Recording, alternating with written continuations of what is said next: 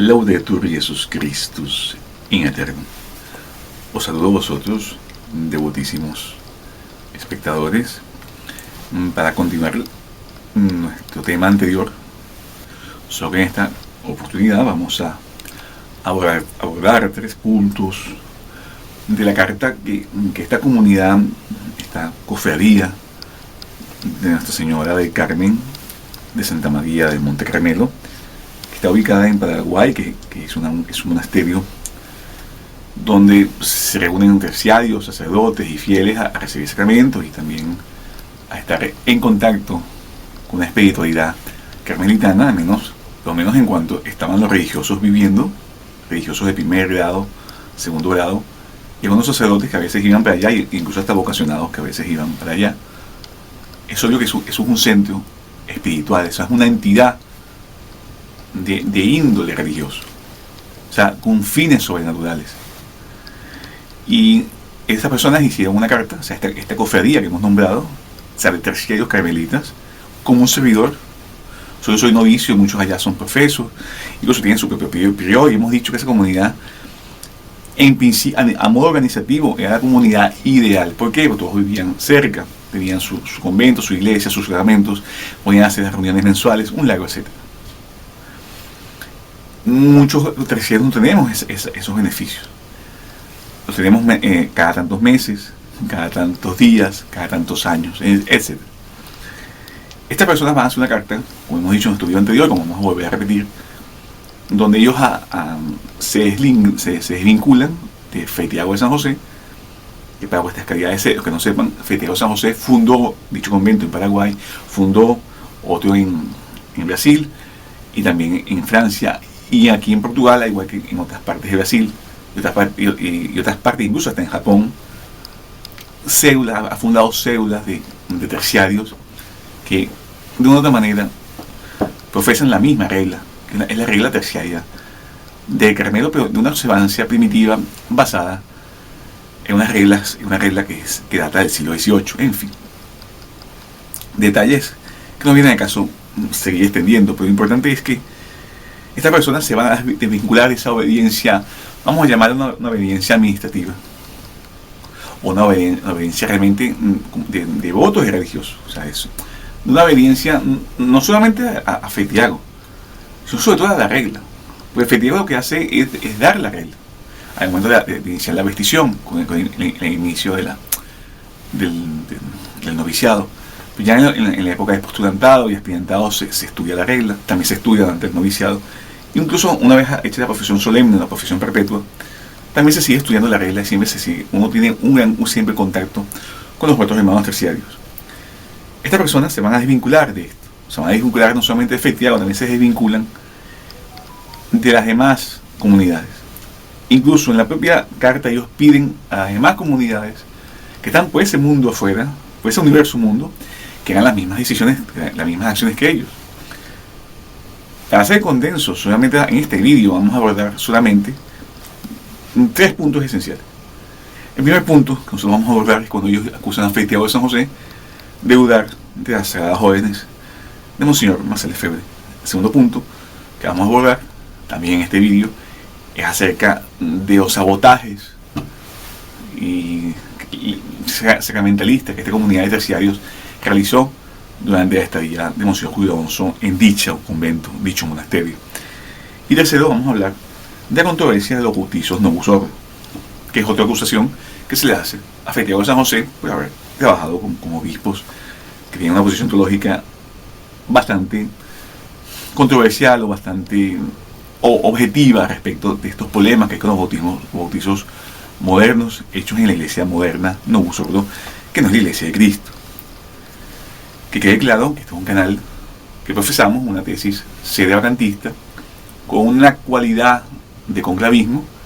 Nos asumimos que es posible que la iglesia, que la jerarquía que ha reconocido la problemática de Vaticano II pueda organizarse para generar una cabeza visible de la iglesia, cosa que no hablaremos en este vídeo. Pero respondiendo, o sea, este no es un vídeo defendiendo a Fray Tiago de San José.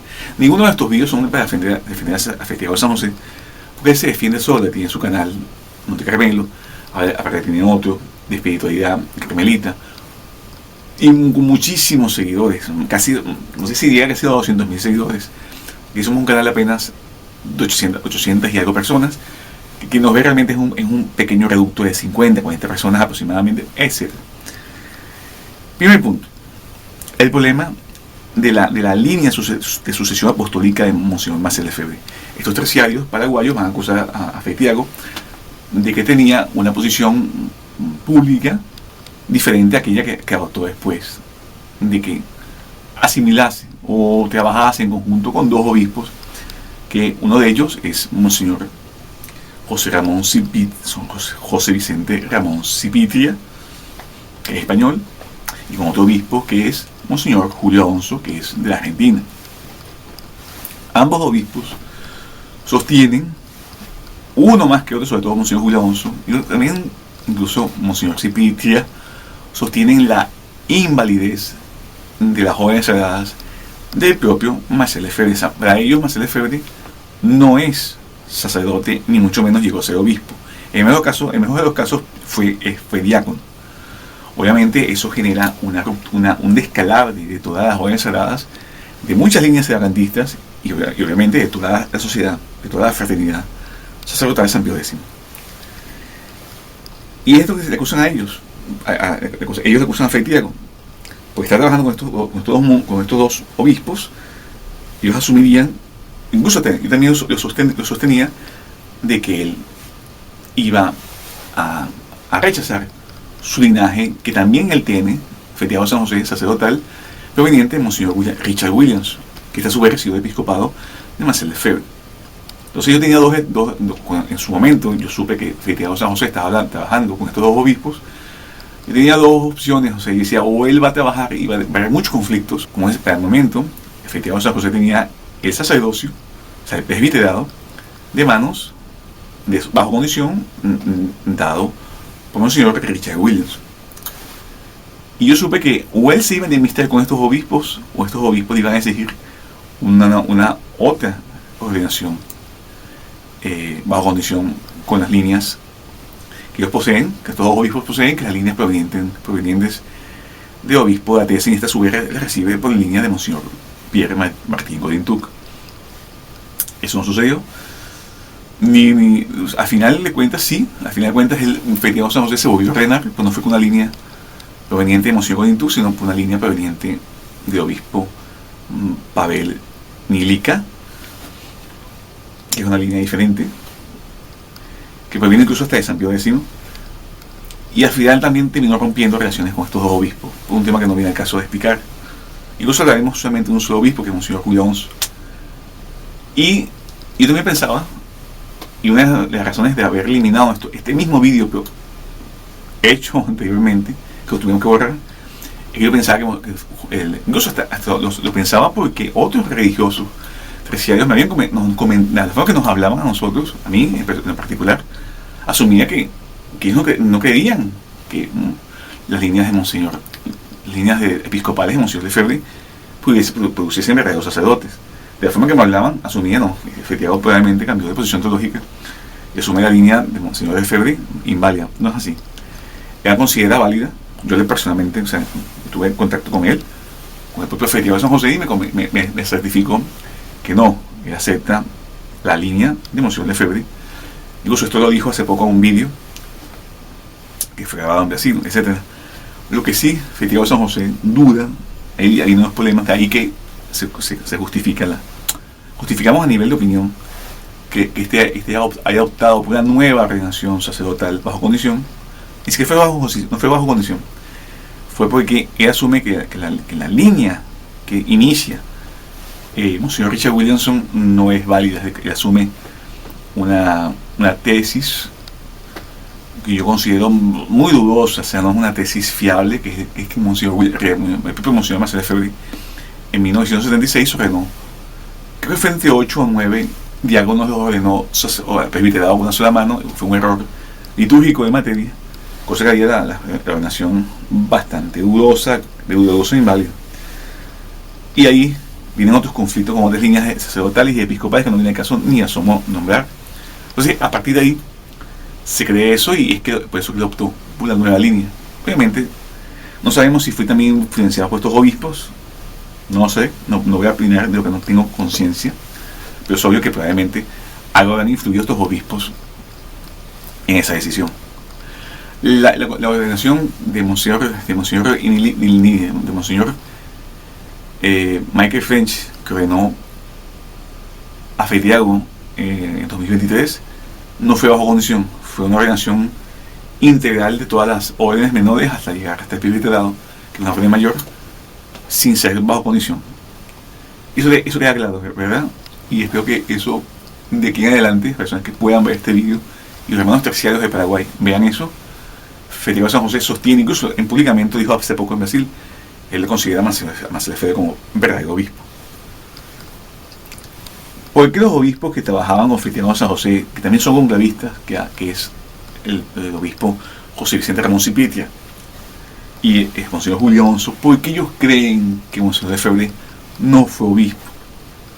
Tiene una explicación, y es la controversia de sugerencia de Monseñor Achille Lienert, que él tiene una acusación sobre él, o sea, existe dentro del tradicionalismo, mucho antes incluso. No, empieza en el tradicionalismo. O sea, dentro del tradicionalismo empieza la idea, sustentada obviamente en libros, de que este hombre, de que Achille Lienert, o sea, Achille Lienert, discúlpame, francés, que no hablo francés. Esos nombres todos son franceses, incluso hasta los títulos de los libros que vamos a decir de ahora en adelante son franceses. Monseñor Achille Lienert, él es acusado de ser masón, de llegar al grado 30 de masón en la masonería, y no solamente eso, aparte de ser un masón luciferino que practicaba misas negras. No es como cualquier acusación. ¿Cuándo se inició esa acusación? Esa acusación se inició con un libro que se llama La infalibilidad pontificia, del marqués de la Franquierie. Y ese hombre era un Chamberlain del Papa Pío X, una especie de no vamos a decir una especie de sirviente elevado. Porque pues, que hay que entender que en la nobleza, porque el papado es el principio monárquico de la iglesia, pues es una monarquía, tenemos el principio de autoridad monárquico. En Portugal, por ejemplo, algunas de nuestras dinastías, nosotros tuvimos 4 dinastías en Portugal, aunque hoy en día existen, si bien a nosotros nos asesinaron los reyes en 1908, las maravillosas repúblicas, ¿no?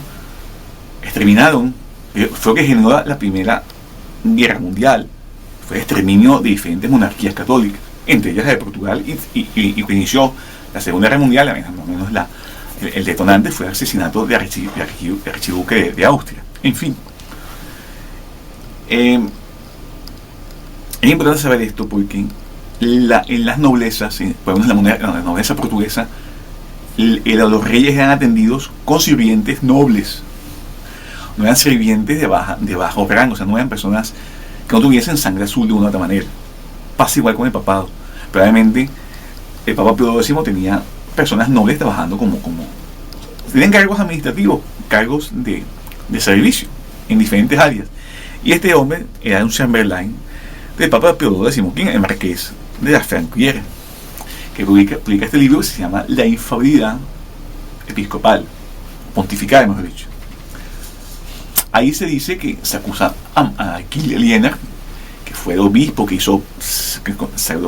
ordenó sacerdote a Marcelo Lefebvre, y a su vez, tiempo después, los consagró obispo.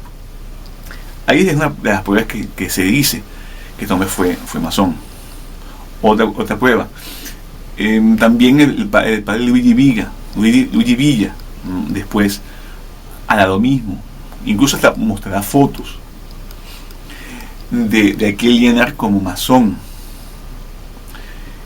Un poco antes, este periodista italiano Pecorelli, que también parece que es una persona que estuvo relacionado a logias de la masonería, él publica una lista que se conoce como la lista Pecorelli, con una lista, una nominación, o sea, una consecución de nombres de altos prelados relacionados al Vaticano como miembros de la masonería. En una lista póstuma aparece Aquiel Lienard. No aparece en la lista que le costó la vida al periodista, que fue exterminado. En otras listas se cree, para unas listas editadas y publicadas póstumamente, se cree que el periodista Pecolelli manejaba el nombre de Aquiel Lienard. Es así, esta persona, Aquiel Lienard, él llegó a ser cardenal en los años 30 del siglo XX. Claro, alguien se puede apuntar como un posible masón, llega a un grado tan alto como es el cardenalato, porque trabajan con organizaciones secretas, con muchísimos vínculos y cantidad de gerencia, de influencias a diferentes rangos de la sociedad. Por ende, en este caso, la sociedad más excelsa, que es la Iglesia. Lograron llegar hasta ahí. ¿Cómo se explica Vaticano II? Sino con una verdadera subversión, que lograron crear una falsa religión inquistada en los espacios sagrados católicos. El propio Marcel Lefebvre, él va en 2 ocasiones, en la propia década de los años 70, él va a decir, en una oportunidad, creo que en Estados Unidos, va a decir que él reconoce que se enteró que Aquiel Lienard era masón. También posteriormente en Canadá, él va a volver a repetir esa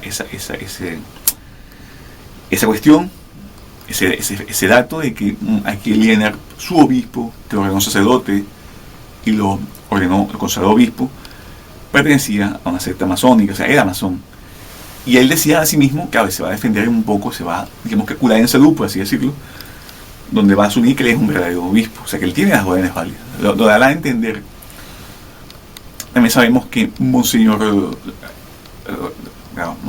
en su momento era padre, pero hoy en día Monseñor, que no sé si en ese momento todavía ya era obispo, Monseñor Gregoriens, recomendaba a las líneas, a los descendientes, a los clérigos que habían accedido a órdenes sagradas por vía de Monseñor Lefebvre, a optar por una ordenación bajo condición.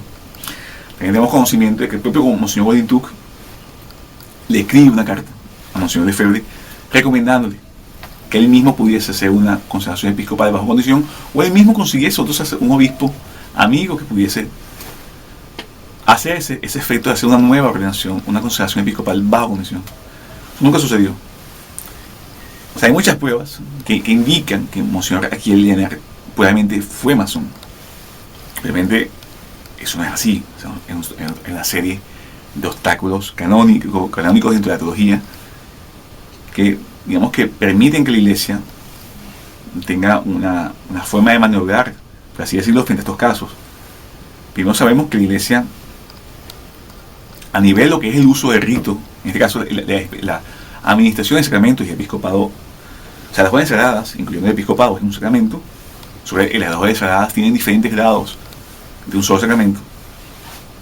La Iglesia nos enseña, por el propio Papa León XIII, y no vengo a ser una extensión de una explicación del por qué creemos que Aquiel Lienard pudo haber sido eficazmente un verdadero obispo. Es que en el documento Apostolici Curiae, pues las calidades pueden revisar ese documento, incluso en el Décimer, en el numeral 3318 o en el numeral 1966 de las ediciones clásicas, su santidad de Papa León XIII, León XIII, en la bula Apostolici Curiae, él va a decir esencialmente: la Iglesia no juzga lo que está en la mente del ministro, debe juzgar lo que aparece en el rito exterior. Aunque eso es importante, o sea, una persona puede acceder a un sacramento con tal de que se respete lo exterior del rito, que es lo único que la Iglesia puede juzgar, como hemos dicho. Y esto lo va a abordar también con Concilio de Trento. También lo va a abordar el propio el Papa Alejandro VIII, una proposición que tiene contra los jansenistas. Nos van a objetar, es que estos papas, y el Concilio de Trento también dice que debe haber, a menos que la Iglesia pueda descubrirse, pueda tener acceso a un remedio más eficaz. Porque la Iglesia, es cierto, la Iglesia enseña por boca del Papa Alejandro VIII que un bautizo fuese inválido si el ministro hiciese todos los actos exteriores y usase la materia y forma adecuada, pero en su corazón dijese que no tuviese la intención de hacer lo que la iglesia hace. Ese bautismo no fuese válido. Pero para enterarme de eso, la iglesia necesita un medio. Que el propio ministro lo diga. ¿Cuál es el medio? Que el ministro lo diga, lo exprese de una manera y que la iglesia pueda constatar que sea cierto. Mientras la iglesia no puede constatar que eso sea cierto, o sea, no tengamos cartas de aquel Jenner diciendo que él hizo muchísimas consagraciones episcopales, incluyendo la de Lefebvre, con una intención interior corrupta. Si bien la masonería está hecha para destruir la iglesia católica y la cristiandad, pero la iglesia me enseña también que lo que le garantiza la validez de un sacramento es la conservación, la observación del rito exterior y sobre todo las ceremonias de consagración episcopal, que en la época, cuando Marcelo Lefebvre fue consagrado obispo, que fue en 1947, la iglesia tenía un funcionamiento instrumental a todo dar. O sea, eran ceremonias extensas, de más de 2 horas, con toda una solemnidad, todo un protocolo de acólitos, de maestros, de ceremonia, de diferentes ministros sagrados que hacían una ceremonia y todo el mundo estaba con la intención de hacer lo que la iglesia hace de forma exterior. Creo que la iglesia va a jugar a fin de cuentas. Al menos, como dicen también los dogmas de fe, como pueden ser el Concilio de Trento y el Papa Alejandro VIII, incluso el propio León XIII, el Papa León XIII en Apostolic Jure, va a decir que al menos que esa contraintención se manifieste exteriormente, sea en la propia ceremonia o sea posterior, como lo va a decir el propio Concilio de Trento. Debe haber algo exterior que la misma persona establezca que la iglesia pueda juzgar y pueda plantear una duda objetiva. En ese caso no tenemos pruebas de que Monseñor el obispo aquí en Llenar haya hecho tal cosa a modo exterior, a modo de documento, a modo de conversación registrada, sobre todo a modo de escrito. No tenemos. También tenemos el caso del cardenal Mariano Rampolla del Tíndaro, como decimos cardenal es para entendernos. Este hombre casi llegó a ser papa, y una vez que él falleció, ya en el reinado del Papa San Pío X, se constató y se informó al Papa San Pío X que este hombre tenía una secta masónica, y por más insólito que parezca, el Papa San Pío X no mandó a reordenar al credo que este hombre había confeccionado, probablemente porque no existe una contraintención manifiesta por parte de este. Vamos a hacer otro punto a favor de las líneas de la validez de Monseñor Aquiel Llenar transferidas a Monseñor Lefebvre. Y vamos a decir otra cosa. Nosotros somos conclavistas, somos sacrantistas. No tengo por qué defender, un servidor no gana mucho defendiendo a la fraternidad San Pío X. A mí me encantaría que la fraternidad San Pío X no tuviese sacerdocio válido, fuese más fácil de derrotar. Pero la fraternidad San Pío X hay que combatirla. Es a modo de la apologética, no a modo de decir, ¿sabes qué? Todos son inválidos. Eso es muy fácil. Eso es lo que nos están haciendo últimamente a nosotros. No vengo a hablar de nosotros. Yo vengo a hablar de un caso objetivo. Hay que entender que Monseñor Lefebvre es una figura histórica relevante dentro del tradicionalismo. Y es una persona que tiene ciertos méritos a nivel de su participación en el Concilio del Vaticano II, y ha tenido un referente como evento histórico, como personaje importante, como también lo es Monseñor Colintuc, como también lo es Monseñor Grade Oriens, como también lo es el Padre Koch, como también otros laicos, como este profesor Carlos Di Sandro, entre otros, muchos otros. Los hermanos Hiller, que estaban con Monseñor Colintuc, y luego, etcétera, mucha lista, clérigos de Brasil, clérigos que estaban relacionados a la Universidad de Guadalajara, en México, el propio Sáenz Arriaga, largo, etcétera, de personajes importantísimos dentro de la respuesta católica frente a una herejía que es Vaticano II. Dicho esto, para poner los puntos sobre las IES, existe otra opción, en caso de que la primera opción sea verdadera. ¿Qué significa eso? Verdadera frente a los que impugnan la validez de las órdenes sagradas de Monseñor Marcelo Lefebvre. Imaginemos que sea efectivo. Monseñor Lefebvre nunca fue ni sacerdote, ni presbítero, ni obispo. ¿Por qué? Porque Monseñor Aquiel Llenar, con todas sus contraintenciones, nunca pudo transferir su episcopado, que tuvo que haberlo recibido válidamente, pues no creemos tampoco que los que hicieron obispo aquí en Lerda también tenían una condescensión. Porque es así, volvemos al tema anterior. Para recibir un sacramento hay que estar según el rito. Si todo el mundo está de acuerdo a las rúbricas del rito, se recibe el episcopado y el sacerdocio y el diaconado. Así seas un masón, así seas un apóstata. Dios está obligado a darle a la iglesia la gracia. ¿Por qué? Por los gestos exteriores. Y si yo me pongo a explicar mucho el tema, yo voy a perder tiempo, pero el Papa Pío X, en la encíclica Mystici Corporis, va a decir que los sacramentos de la iglesia se administran por rito externo. Y él, o sea, Jesucristo, es quien produce el efecto interior en las almas. Y eso va a copiar de la Suma Teológica, tercera parte, cuestión 64, artículo 3, de nada más y nada menos que Santo Tomás de Aquino. O sea, la iglesia, y aparte, el propio Papa Pío X, en esta encíclica Mystici Corporis, el Papa Pío X va a decir que en número 23, que va a decir incluso que hasta Jesucristo tiene esa promesa de la iglesia, porque sin mí nada podéis hacer. Aparece en Juan, capítulo 15, capítulo 15, versículo 5. Jesucristo es fiel a su iglesia, y sin él no pueden hacer nada. Él es la rama, ese es el tronco, y vosotros sois las ramas. O sea, Jesucristo es quien da la gracia. ¿Por qué? Por los gestos externos. Y punto. Tiene que haber algo exterior, sea en el propio ritual, sea posterior, que le dé a la iglesia alguna prueba de que este hombre tuvo una contra intención. Al no aparecer, no podemos asumir que aquí Lenar ni recibió ni sea un falso obispo, ni este a su vez corrompiera su propio linaje episcopal. Pero aunque se fuera, aún así que si lo fuera, Monseñor Lenar no fue obispo, no pudo transferirle a Monseñor Francés Lefebvre ni el episcopado, y mucho menos el sacerdocio. Pues sabemos que Monseñor Lefebvre era un verdadero diácono, porque aquí Lenar no tiene nada que ver con el diaconado, al menos con la transmisión de esas sagradas jóvenes mayores hacia Monseñor Lefebvre. Entonces, Monseñor Lefebvre, en el peor de los casos, fue un diácono por muchos años, hasta el momento de su consagración episcopal. Pero hay personas que asumen, como incluso el propio obispo que trabajaba con Fray Tiago, tanto Monseñor José Vicente Ramón Cipitria y Julio Alonso, van a asumir, no, las ordenaciones por salto no son válidas. Eso es falso. Toda la Edad Media, incluso hasta varias personas van a asumir eso, no solamente estos dos obispos. Se cree, incluso el propio Santo Tomás de Aquino va a asumir que son inválidas.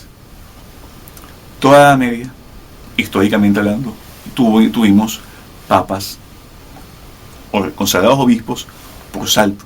Le hace de diácono a obispo, saltándose de presbiterado. Existe un canon en el Concilio de Sardinia, que es el canon número 13, que exige a la iglesia, dice, por favor, que los candidatos al episcopado por lo menos tengan algún grado de sacerdocio. Significa eso que una persona puede ser consagrado obispo, de hostiario obispo, saltar de lector obispo, de exorcista obispo, de acólito obispo, de diácono obispo o subdiácono obispo.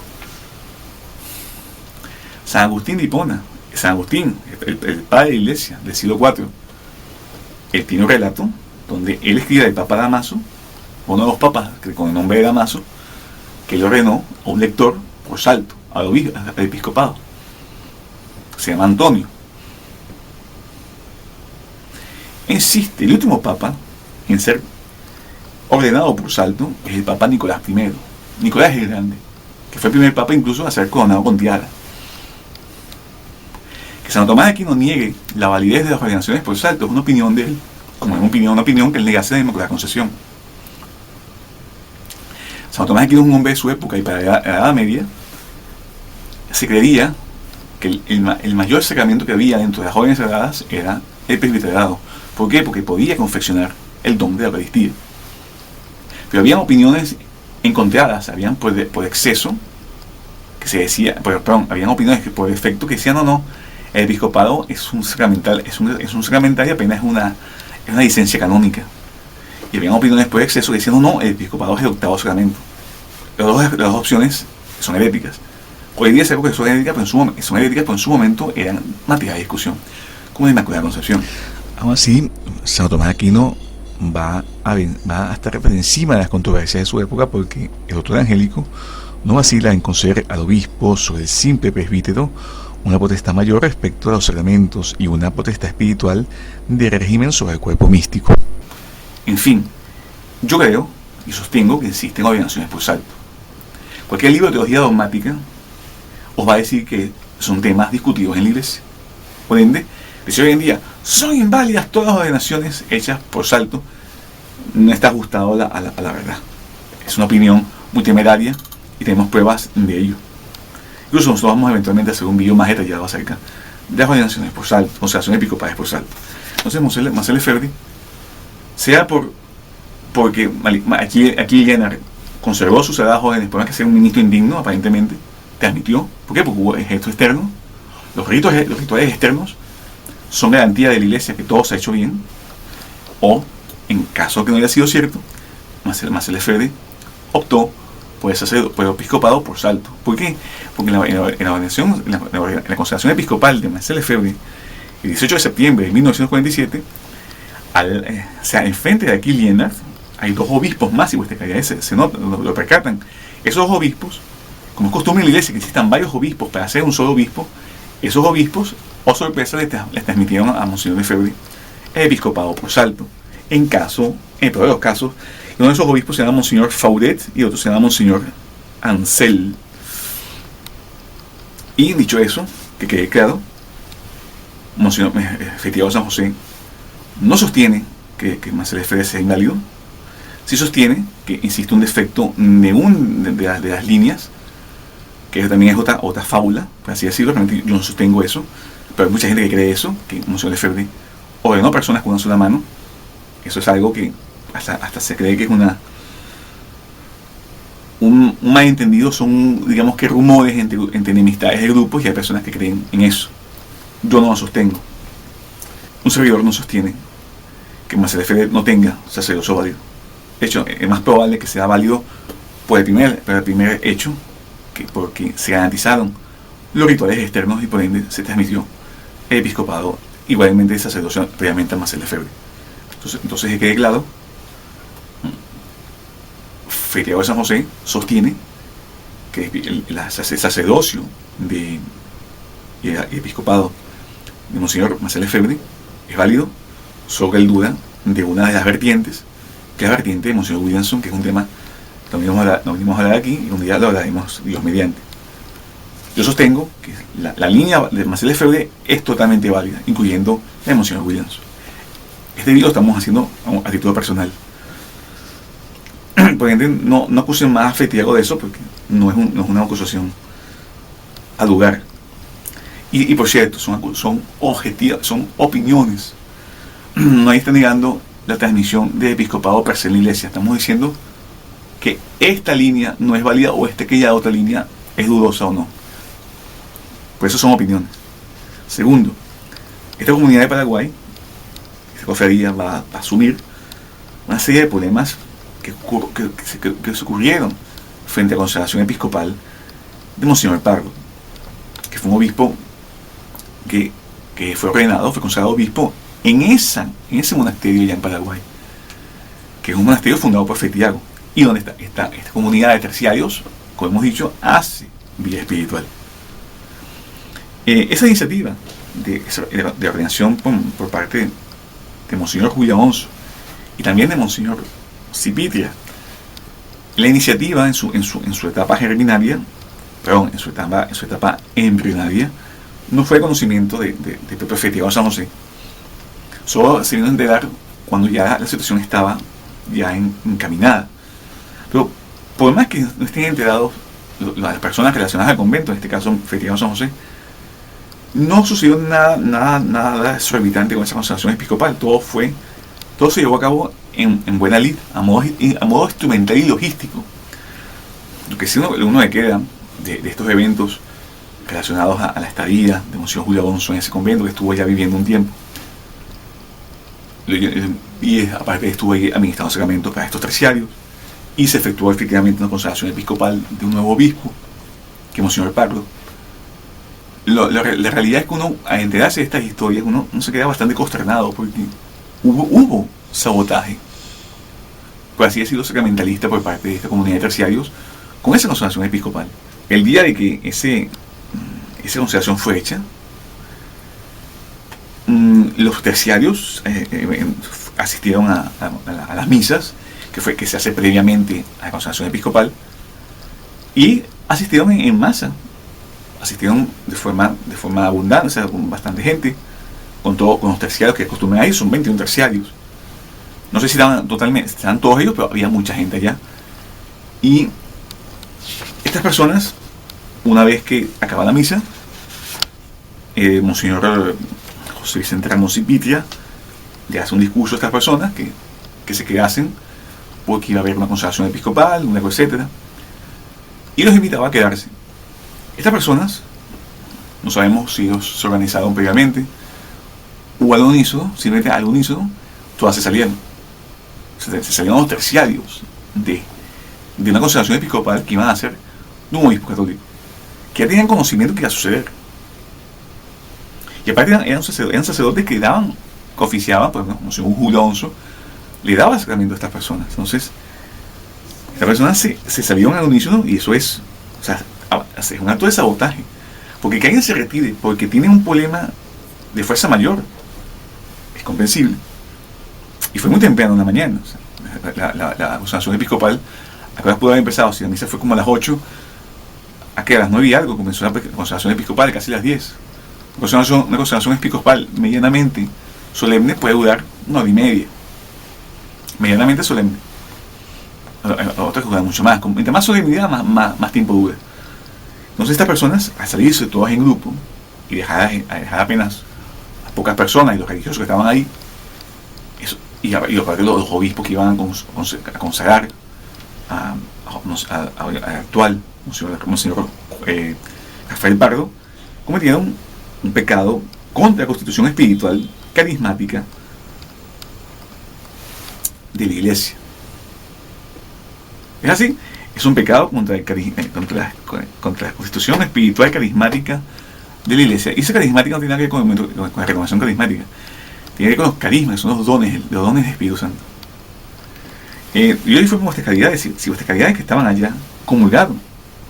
Solo que las fieles no entienden que cuando el sacerdote está ofreciendo, uno está con un sacerdote, uno está unido al sacerdote, porque también uno está ofreciendo a la víctima en el sacrificio del altar.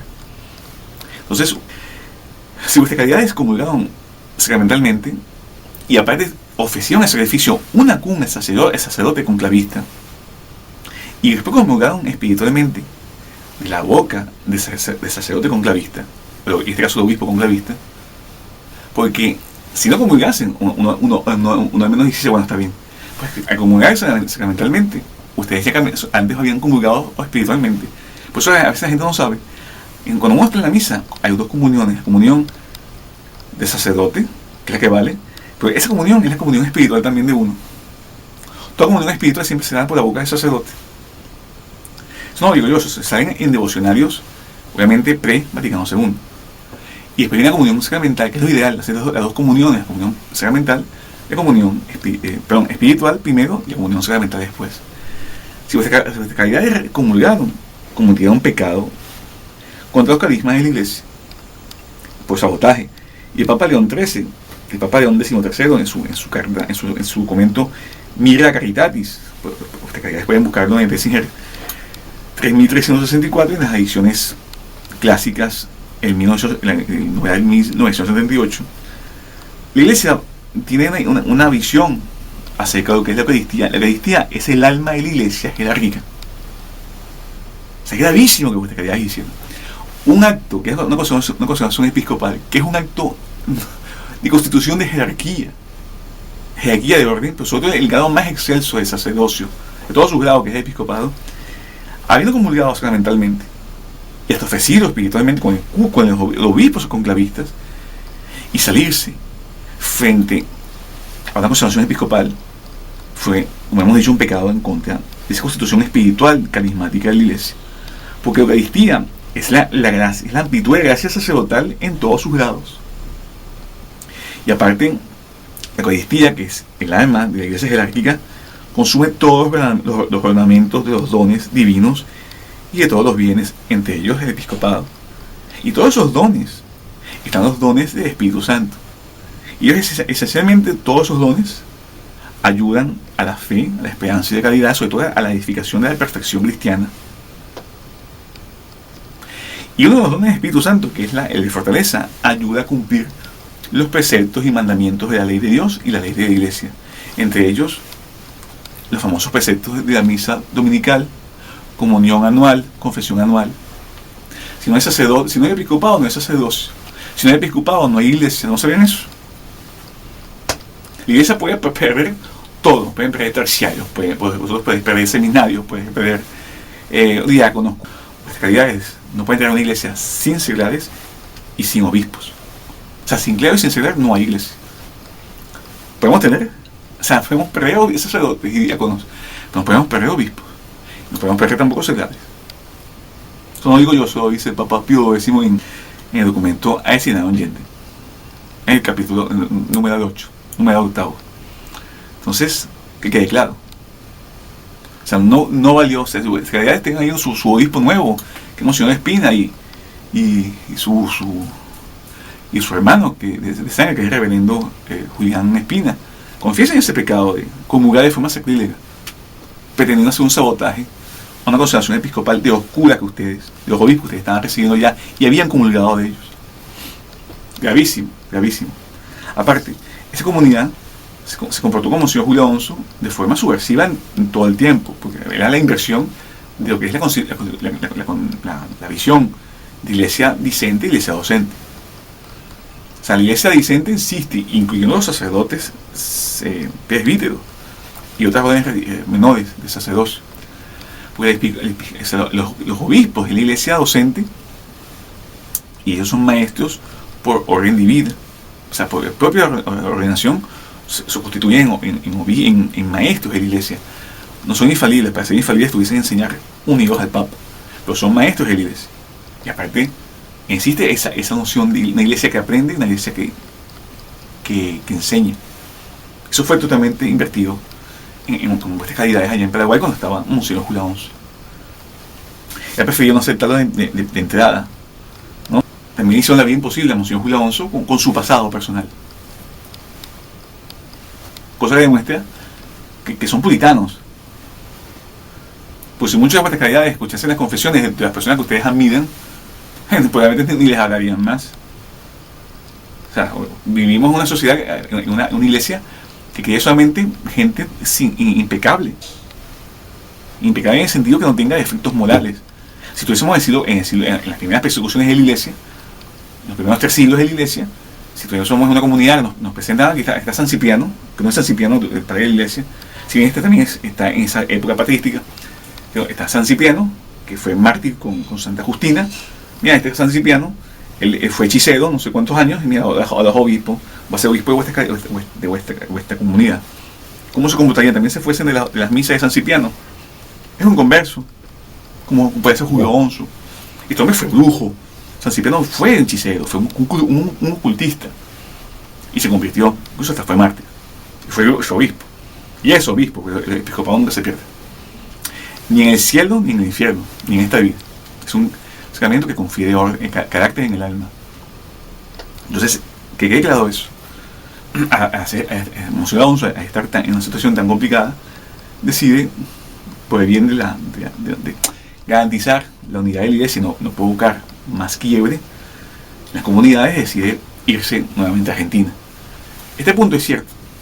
Yo pensaba que había sido expulsado por Festival de San José, pero si una comunidad había insistido en sacarlo, la realidad fue que él se fue, y eso fue mutuo. O sea, tanto en las conversaciones con Fetiago y Monseñor Julio Alonso, terminaron yendo, concediendo de que él se fuese, pero fue realmente Monseñor Julio Alonso, que decidió irse del convento de monasterio de Paraguay. Ahora bien, el último punto, esperemos ser breve, es la controversia de los bautismos. Se les acusa a Monseñor Julio Alonso, estos terceros acusan a Monseñor Julio Alonso de que empezó a exigir que las personas se rebautizaran, que se recasaran, y que Monseñor Julio Alonso sostenía de que los únicos bautismos válidos eran los bautismos de la línea de Monseñor Pierre Martín Goyentucle hacia las líneas serantistas. Yo tengo entendido, bueno, obviamente vuestra calidad, no sé cómo estaba, que estaban haciendo en internet en los años 2019, 2020, 2021.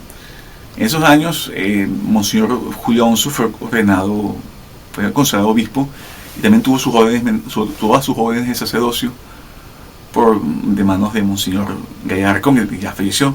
Fue en Bolivia esa consagración episcopal, y eso generó una serie de conflictos con diferentes grupos, también conclavistas y otros grupos también serantistas, que uno veía hasta las conferencias que hacía Monseñor Julio Alonso y Monseñor Gallardo. Por cierto, esas conferencias ya no están. Algunos familiares han borrado ese material de internet. También estaba antes la consagración episcopal de Monseñor Julio Alonso, estaba también en YouTube. Los familiares de Monseñor Gallardo probablemente habrán eliminado ese vídeo. Y la realidad es que ellos hacían conferencias donde ellos asumían que la Iglesia Católica moderna, o sea, la secta conciliar, que se presenta como Iglesia Católica, era una secta antisacramental. Sí, es cierto, no cabe duda de ello. Asumían, claro, el discurso de ellos era muy aplastante, en el sentido de que todos los bautismos son inválidos. O sea, esa iglesia no produce ningún tipo de sacramentos. Y en parte en su ejecución es cierto. Si bien también es cierto que el Novus Ordo, en sus rituales, en este caso hablamos solamente de bautismo, en su ritual romano, que voy a llamar ritual romano, en papel, la fórmula de confeccionar un bautismo, en teoría, en el papel, fuese válido. No fuese solemne, porque no son ritos de la iglesia, pero fuese un bautismo que se llama, no sé si se llama bautismo simple, que son bautismos de emergencia, fuese válido. O como son también los bautismos de los herejes.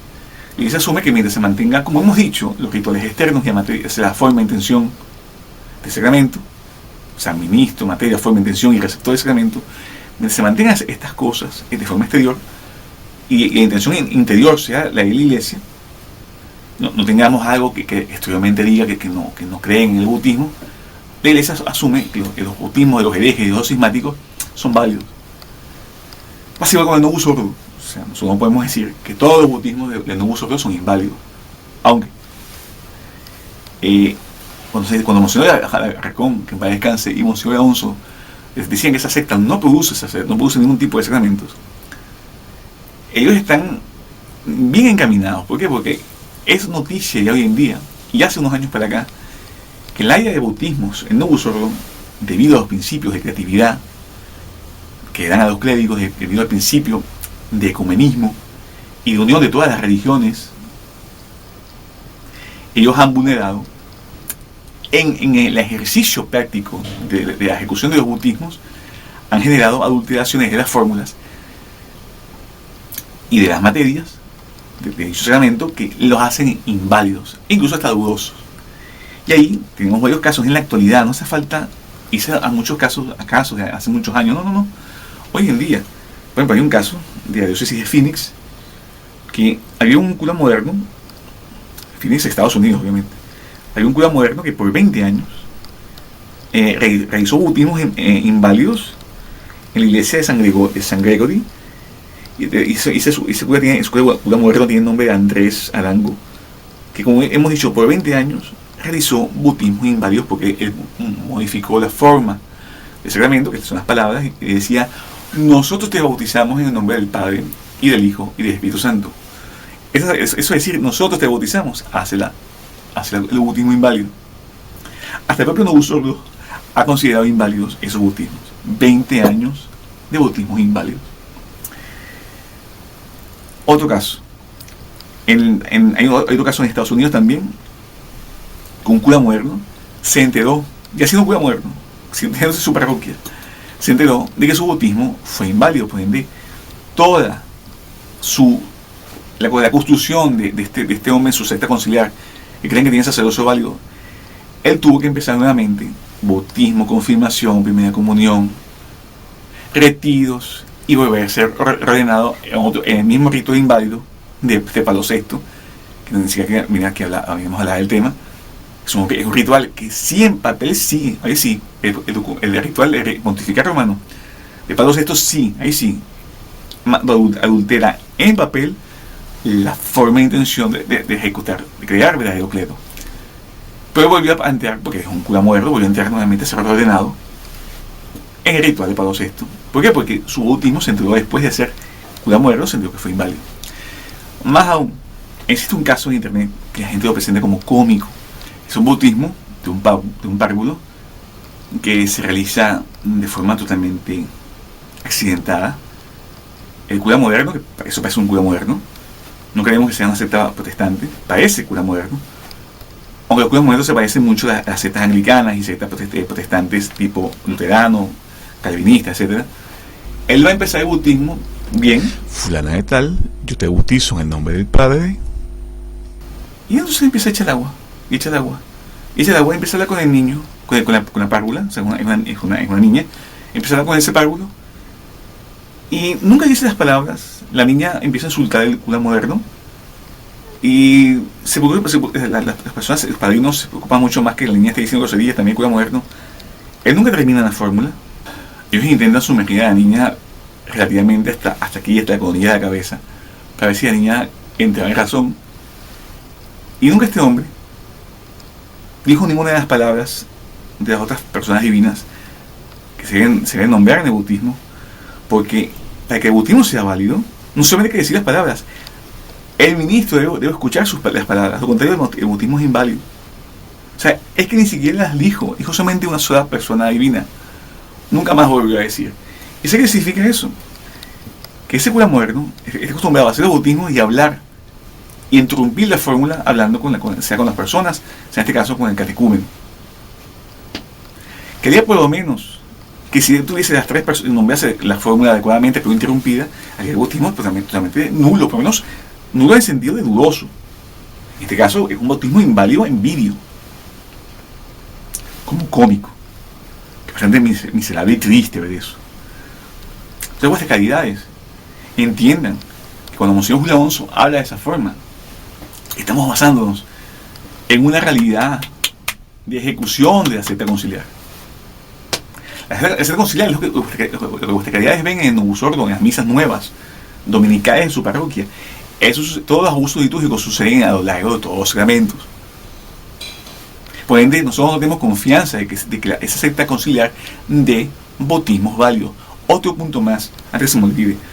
Monseñor Sandberg tiene un seminario en Florida. Y ese seminario se llama Seminario de la Santísima Trinidad, en inglés. Él ya no acepta, es un seminario extremadamente estricto. Él es un sacrantista de la tesis de Casichacum, que son sacantistas, bueno, en papel también, pero en fin. Monseñor Sandberg, él tiene un video grabado, no lo consigo, pero él lo dijo, donde ya está considerando que bautizos a partir, o sea, sus seminaristas a partir de 1984 se deben estudiar sus procesos de bautismo, deben mostrar pruebas de que fueron bautizados válidamente. ¿Por qué? Por todos estos casos. No es inusual, o sea, no estamos diciendo que cuando Monseñor Alonso dice esto y otros obispos, no estamos hablando, y ellos están hablando desde un punto de vista de sectarismo. Están hablando de una realidad que es palpable. Por cierto, vamos terminando. El Papa Inocencio XI, eso ustedes pueden conseguirlo en el decir numeral 2101 o el numeral de las ediciones clásicas 1151, nos va a decir que no es lícito acercarnos a sacramentos probables. Tenemos que siempre acercarnos a sacramentos con las vías ciertas, vías seguras. Y va a hacer referencia a lo que es el bautismo y las sagradas órdenes. Por ende, cuidado con decir que todo es válido en el Novus Ordo. No es así. Hemos dado pruebas de ello. Y quede claro, existen bautismos en la iglesia moderna que son inválidos. Y no pocos. Es una tendencia. Y eso debe ser revisado. ¿Cómo es la mejor forma de revisar eso? Que es algo ya práctico.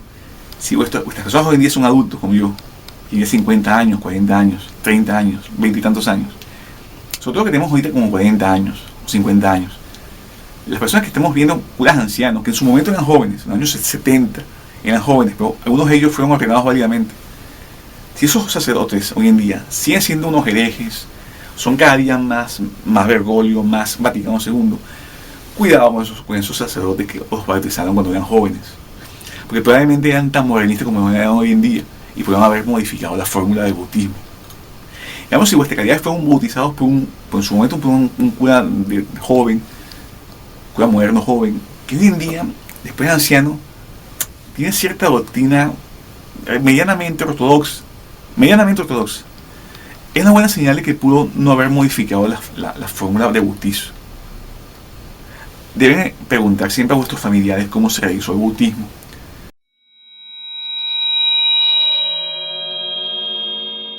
Por eso os agradezco a vuestras calidades la atención prestada. Disculpadme la extensión del vídeo. Pidamos a la Virgen María en su vocación como baptisma generale peccator, bautismo general de los pecados. También puede traducir como pía bautismal de los pecados, pero realmente la traducción es bautismo general de los pecados. Pidamos a la Virgen María que nos conceda la gracia de tener esa fe que se presenta en el bautismo. ¿Qué vienes a buscar? Le dicen los padrinos, venimos a buscar la fe. Pidamos a la Virgen María que nos conceda la gracia de la fe. Todos estos problemas en esta comunidad es un problema de fe. Es un problema de no creer que la Iglesia necesita un Papa, porque creen todavía, como el lefebrismo y todas las líneas medias, que el Papa es el problema y no la solución. Pidamos a la Virgen María no solamente eso, que nos dé la fe, que nos dé también la gracia de perseverar en la gracia. Y también la gracia de perseverar en la condición. Sin condición no hay confesión válida. Y en esa búsqueda de la verdadera fe y de ejercicio de las virtudes, pueda la Iglesia organizarse para la elección de un Papa legítimo.